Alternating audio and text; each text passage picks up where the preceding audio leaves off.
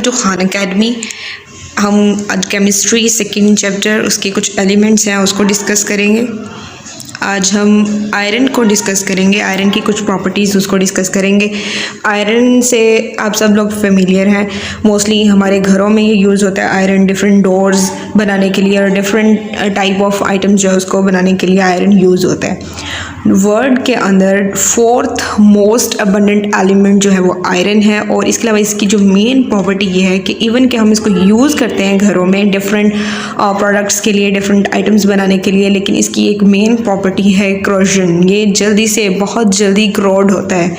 इसके अलावा आयरन दुनिया के अंदर China, India, Brazil and Australia ऐसी कंट्रीज़ हैं जहाँ पे आयरन जो है वो बहुत ज़्यादा अवेलेबल है। इसके अलावा इसकी ऑक्सीडेशन स्टेट, जैसे कि ये डी ब्लॉक एलिमेंट है तो इसकी ऑक्सीडेशन स्टेट्स भी अवेलेबल है। फॉर एग्जांपल -2 to 6 तक जो है वो आयरन की ऑक्सीडेशन स्टेट हो सकती हैं, लेकिन जो सबसे ज़्यादा कॉमन है वो +2 एंड +3 हैं।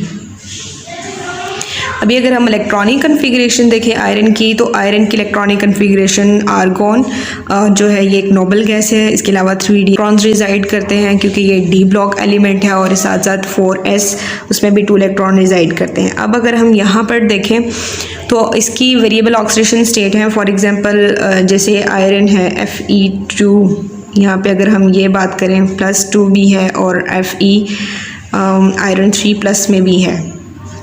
अगर हम इसको डिस्कस करें तो जब 2+ होगा तो इसका मतलब है कि वहाँ पर हमारे पास ये जो S2 वाला एलिमेंट है सबसे आउटर, उसमें से इलेक्ट्रॉन्स रिमूव हुए हैं, इसलिए इसकी इलेक्ट्रॉनिक कन्फिग्रेशन में अब यहाँ पे 3d6 होगा। अगर हम आयरन 3 की बात करें तो 2 इलेक्ट्रॉन फ्रॉम S, इसको हम डिफरेंट कलर से शो करते हैं, 2 electron from S and 1 electron from 3d।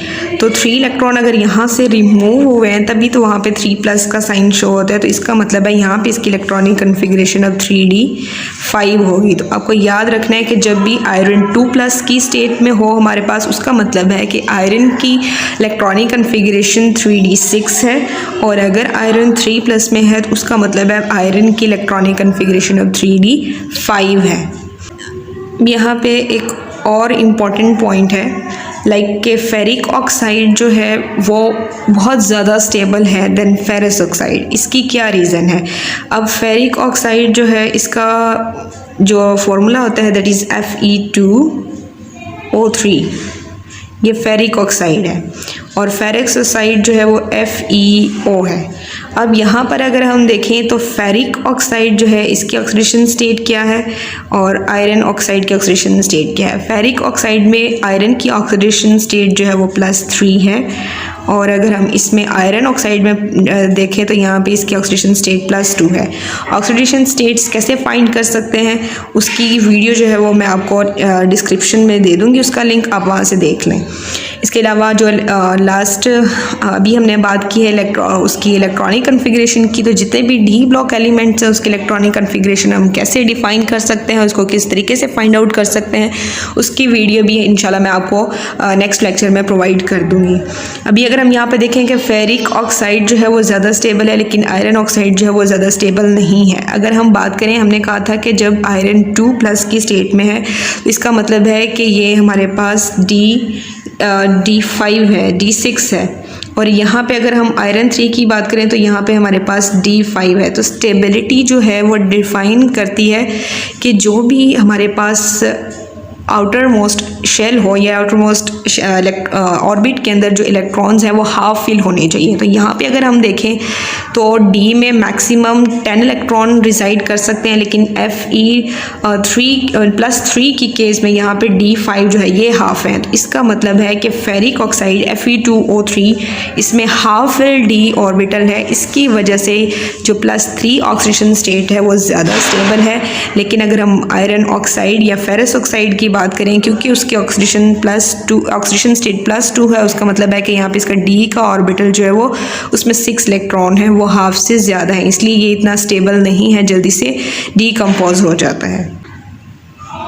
अभी जैसे हम बात कर रहे थे कि आयरन 3 जो है वो ज़्यादा स्टेबल है, आयरन 2 जो है वो लेस स्टेबल है, क्योंकि उसमें डी ऑर्बिटल का कॉन्सेप्ट उसमें आता है कि हाफ फिल होगा तभी वो स्टेबल होगा। तो आयरन 3 का जो था वो हाफ फिल था, D5 था, इसलिए वो ज़्यादा स्टेबल था। अगर यहाँ पे एक क्वेश्चन राइज होता है कि एप्पल जो है जैसे ही हम उसको कट करते हैं, फॉर एग्जाम्पल यहाँ पे अगर आप देखें तो ये वाइट है, लेकिन जैसे ही हम कट करते हैं थोड़ी देर के लिए उसको रखते हैं तो ये ब्राउन हो जाता है। इसकी रीज़न क्या है, ये क्यों ब्राउन होता है? यहाँ पर अगर आप देखो तो ब्राउन जो है वो इसलिए होता है क्योंकि एप्पल के अंदर आयरन जो है वो +2 स्टेट में एग्जिस्ट करता है। तो जैसे ही हम उसको कटिंग करते हैं वो एक्सपोज हो जाता है टू एयर। जैसे ही ये एयर के साथ रिएक्ट करता है, O2 ऑक्सीजन के साथ रिएक्ट करता है, तो ये फ़ौरन से, क्योंकि आयरन 2 जो है 2+ ये स्टेबल नहीं है, तो ये फ़ौरन से कन्वर्ट हो जाएगा आयरन Fe3 में, और Fe3+ का कलर जो है वो ब्राउन है।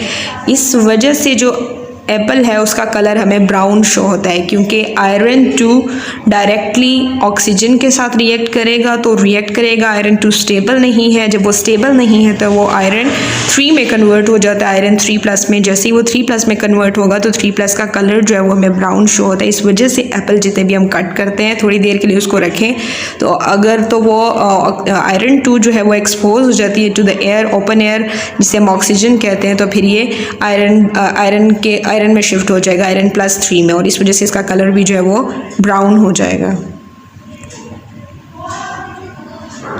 अभी अगर यहाँ पे हम देखें, आयरन जो है वो एज एन कैटलिस्ट भी एक्ट करता है हेबर प्रोसेस के अंदर। हेबर प्रोसेस की इक्वेशन यहाँ पे दी हुई है, जिसमें नाइट्रोजन हाइड्रोजन जो है वो आपस में मिलकर अमोनिया बनाते हैं। अब यहाँ पे अगर देखें तो ये रिएक्शन जो है वो रिवर्सिबल है। ये एरो जो है, डाउनवर्ड एरो जो है, ये शो करता है कि ये रिवर्सिबल रिएक्शन है और इक्विलिब्रियम अचीव करने में बहुत ज़्यादा देर लगती है। तो जब इक्विलिब्रियम अचीव करने में ज़्यादा देर लगती है और इसके अलावा ये रिवर्सिबल भी है, तो इसका मतलब है कि अगर हम नाइट्रोजन या हाइड्रोजन को मिक्स करवाते हैं तो अमोनिया इतना इजीली हमें नहीं मिल सकता। इस वजह से हम वहाँ पे मोस्टली कैटलिस्ट को रिएक्ट करवाते हैं। तो यहाँ पे हम आयरन जो है वो ऐसे कैटलिस्ट यूज़ करते हैं, क्योंकि वो बहुत चीप है, इतना कॉस्टली नहीं है। यहाँ पे अगर हम देखें, हेबर प्रोसेस जो है वो पूरी दुनिया में यूज़ होता है। मोस्टली ये अमोनिया बनाने के लिए हेबर प्रोसेस जो है वो सबसे ज़्यादा इम्पॉर्टेंट है। इसको एक जर्मन साइंटिस्ट था जिसका नाम हेबर था, उसने इंट्रोड्यूस करवाया था। इसकी वर्थ इसलिए क्योंकि नाइट्रोजन जो है वो तो एयर में एग्जिस्ट करता है, 78% हमारा एटमॉस्फेयर के अंदर नाइट्रोजन प्रेजेंट है, और इसके अलावा हाइड्रोजन जो है ये मीथेन से हम ले सकते हैं, CH4 मीथेन से हमें इसके, और मीथेन भी बहुत ज़्यादा है वर्ल्ड वाइड। तो इसलिए ये वर्ल्ड वाइड जो है वो अमोनिया बनाने के लिए, क्योंकि ये दोनों गैसेज अवेलेबल हैं, नाइट्रोजन भी हाइड्रोजन भी, तो इसलिए हम हेबर प्रोसेस यूज़ करके अमोनिया जो है उसको बनाते हैं। इसके अलावा अगर हम इसको और ज़्यादा इसकी यील्ड बढ़ाना चाहते हैं, यील्ड का मतलब है प्रोडक्ट की कंसंट्रेशन हमें ज़्यादा से ज़्यादा मिले, उसके लिए हम एक कैटलिस्ट यूज़ करते हैं जिसे हम कहते हैं मैग्नेटाइट। मैग्नेटाइट जो है वो डिफरेंट प्रोडक्ट्स का एक मिक्सचर है, जिसमें आयरन 3O4, इसके अलावा पोटेशियम हाइड्रोक्साइड है, सिलिका है और एल्यूमिना है, Al2O3। ये जो है जब हम इनका मिक्सचर यूज़ करते हैं तो हेबर प्रोसेस जो है वो बहुत फास्ट हो जाता है। जब फास्ट होता है तो उसकी यील्ड जो है वो हमें बहुत ज़्यादा मिलेगी। और मोस्टली जितनी भी इंडस्ट्रीज़ होती हैं उनमें प्रोडक्ट की कंसंट्रेशन को बढ़ाना मेन टारगेट होता है। एक ये टारगेट होता है, और दूसरा ये कि हमारी जो यील्ड पे कॉस्ट आई है वो मिनिमम हो। तो इसका ये जहाँ पे, क्योंकि हम इसमें आयरन यूज़ कर रहे हैं और आयरन जो है वो चीप है, तो हम दोनों पर्पस जो है वो दोनों को अचीव कर रहे हैं। चीप चीज़ों को यूज़ कर रहे हैं जितनी कॉस्टली नहीं है, और हमारी यील्ड भी बहुत ज़्यादा आएगी। तो ये दोनों जो है अफेक्टिव हैं। इस वजह से हेबर प्रोसेस पूरी दुनिया के अंदर अमोनिया को बनाने के लिए यूज़ होता है।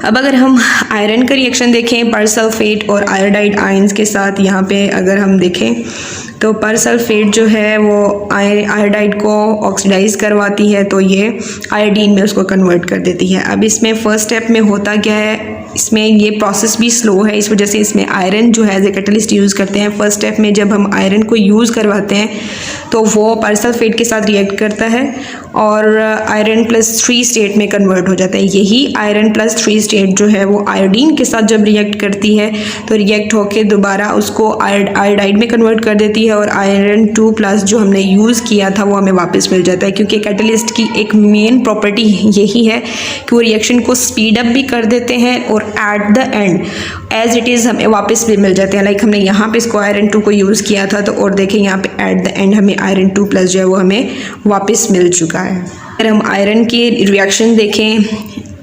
हेक्सा एक्वा आयरन जो है 2 एंड हेक्सा एक्वा आयरन 3, इनकी रिएक्शन देखें वाटर के साथ, अमोनिया के साथ, ये दोनों बहुत इंपॉर्टेंट हैं।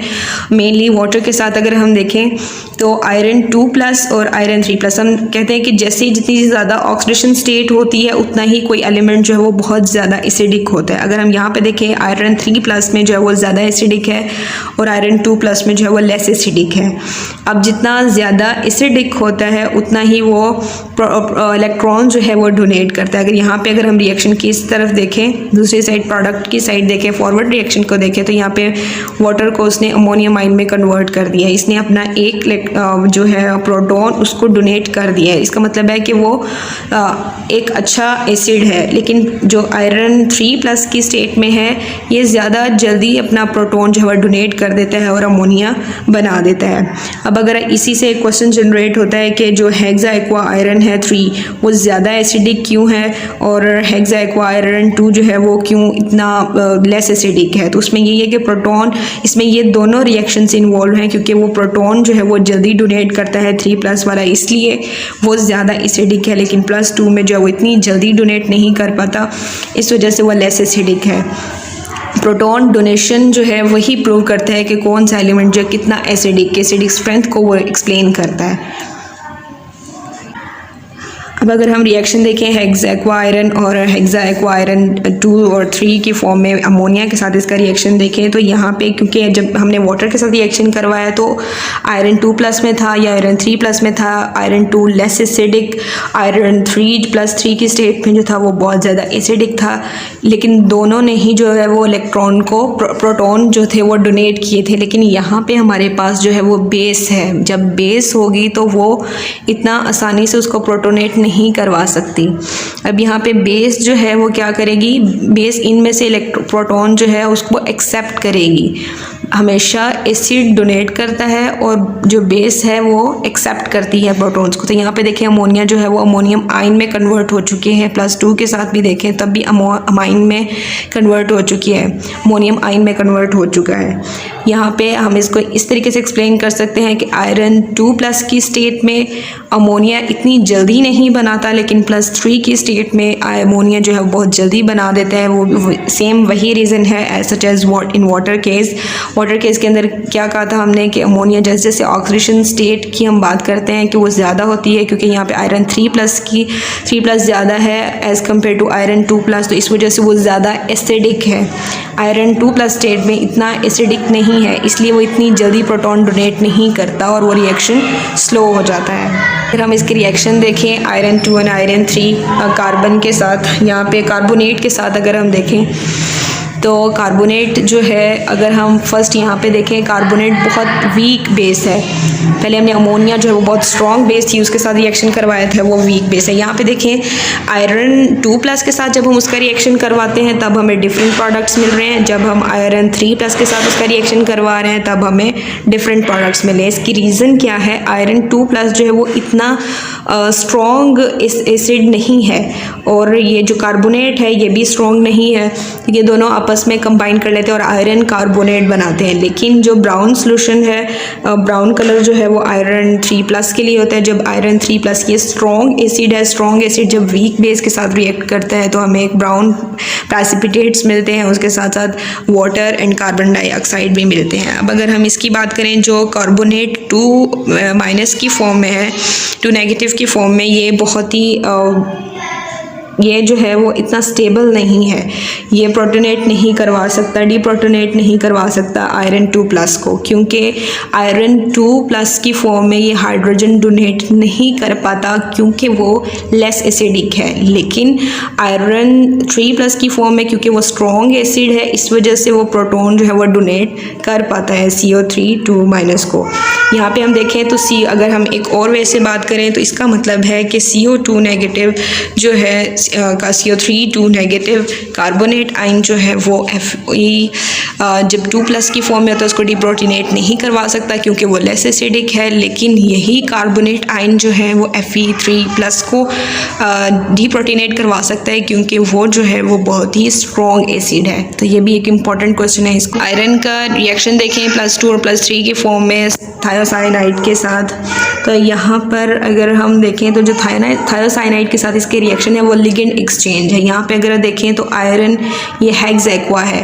अब जो हेक्स एक्वा है यहाँ पे थायोसाइनाइड, अगर हम प्रोडक्ट की साइड पर देखें, फॉरवर्ड रिएक्शन में देखें तो साइनाइड जो है वो वाटर की जगह पर आ गया, उसने उसको रिप्लेस कर दिया है और एक वाटर का मॉलिक्यूल जो है वो इसमें से रिलीज़ हो चुका है। तो इसने थायोसाइनाइड ने जस्ट एक वाटर के मॉलिक्यूल को यहाँ पे रिप्लेस किया है। तो जब भी थायोसाइनाइड का रिएक्शन होगा आयरन 3 के साथ, 2 जो है वो लेस एसिडिक है इसलिए वो इसके साथ रिएक्शन नहीं देता, लेकिन आयरन 3 जो है वो रिएक्शन देता है और उसमें ये इसको रिप्लेस कर देता है, लिगेंड को रिप्लेस कर देता है। अब वाटर भी लिगेंड है, थायोसाइनाइड भी लिगेंड है, तो थायोसाइनाइड जो है वो वाटर के एक मॉलिक्यूल को इसके अंदर रिप्लेस कर देगा और आयरन 2 की फॉर्म में इसके साथ कोई भी रिएक्शन नहीं बनता क्योंकि वो बहुत लेस एसिडिक है।